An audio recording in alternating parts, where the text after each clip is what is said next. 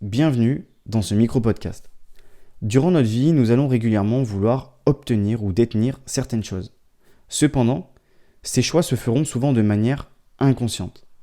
La technique des 5 pourquoi va permettre de découvrir ce que l'on recherche réellement et de remonter à la racine qui a causé l'envie.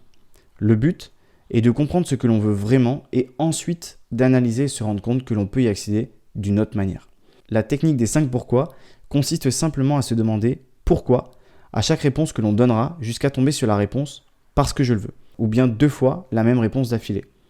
Et à ce moment-là, on aura trouvé la cause racine de notre besoin. Prenons un exemple. Imaginons que je me fixe l'objectif de devenir millionnaire.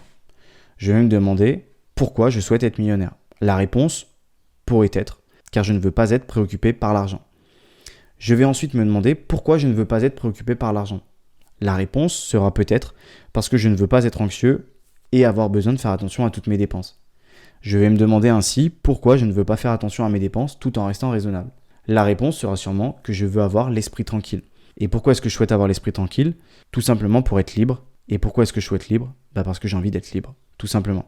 Et c'est ainsi qu'on peut découvrir la racine même de la cause de cette envie. Donc dans l'exemple, finalement, on se rend compte que l'objectif d'être millionnaire est en fait une envie d'être totalement libre et d'avoir l'esprit tranquille. Mais au final, quand on y réfléchit, on n'a pas forcément besoin d'être millionnaire pour être libre. Et du coup, on va pouvoir enchaîner sur la technique des 5 comment qui vont nous permettre de continuer ce travail et surtout de nous permettre de déterminer comment arriver à cette cause racine que l'on vient de découvrir.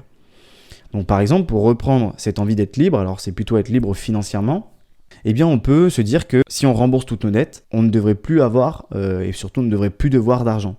On pourrait aussi réduire notre temps de travail pour accomplir des choses qui nous feraient sentir plus libre. Donc là, on n'est plus du tout dans une partie de liberté financière, on est plutôt vraiment dans la liberté même. Et puis on pourrait aussi se dire, je vais déménager dans une ville qui est moins nocive, parce que peut-être que la ville est nocive pour moi. Ou bien je vais déménager à la campagne pour être plus proche de la nature et pouvoir profiter pleinement, avoir des animaux, etc. Ou enfin, une autre possibilité pourrait être que finalement je ne suis pas libre parce que une des relations personnelles que j'ai établies avec quelqu'un, amoureusement ou amicalement, est trop toxique et me fait souffrir à l'heure actuelle. Et donc, tout simplement, je pourrais la stopper. Et donc, la technique des 5 comment, elle va de la même manière être utilisée en cascade. Et donc, on va se demander comment sur chacun des points que j'ai pu énumérer avant. Et en fait, grâce à cette multitude de réponses de comment, on va avoir une chaîne d'actions à exécuter pour arriver à l'objectif qu'on s'était fixé, tout simplement. Et donc, cette technique, elle va nous permettre d'encadrer facilement le cerveau dans la recherche et dans l'exécution d'un besoin qui est ancré au plus profond de nous. Et forcément, elle est particulièrement efficace. On peut l'utiliser à titre professionnel tout comme à titre personnel.